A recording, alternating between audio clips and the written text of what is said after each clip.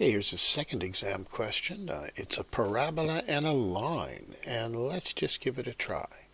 The first question of this exam question, function question, says determine the x-intercepts of f. Well, f minus x squared minus x, well, it's an unhappy parabola. If you know what you're doing, you know that x squared means it's a parabola. You know that it's upside down. Now the x-intercepts means that it's got to be y equals, so that's what you do. Okay, so let's just give that a start. The x-intercepts, we let y equal 0, and then we divide or multiply everything by -1 to make this easier to factor. X times x is x squared, plus 3x minus 2x, there's your x, and minus 6. So x is minus 3, or 2. That's where B is and C is. The coordinates of B are minus 3 and 0, and the coordinates of A are 2 and 0. Well, there's the x-intercepts.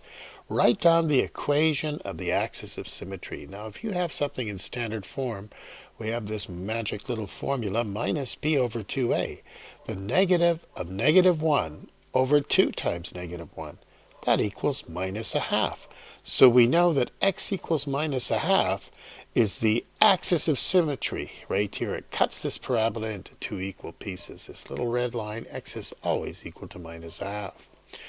Okay, that's the first two questions. The next question. Now, I kind of like to have done, let's actually, here it is. I want to first, well, you already saw it. But now you can take a look at this and pause the video and take a look and see if you can do it. Determine the range of f. Well, there's f, and you determine how far all the possible things y can be. Well, y goes down here. Y can be anything down, way down here. But this parabola doesn't go above here. The problem is we don't know what that y value is. We know the x value, but we don't know the y value. Well, you could think about how you could do that. Pause the video and try it. But let me think. Oh, but we have that x is equal to minus a half.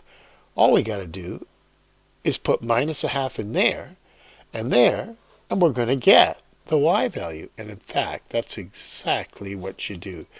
You take x as minus a half, you put it in the function, and you get 25 over 4. Well, that's the whole story then.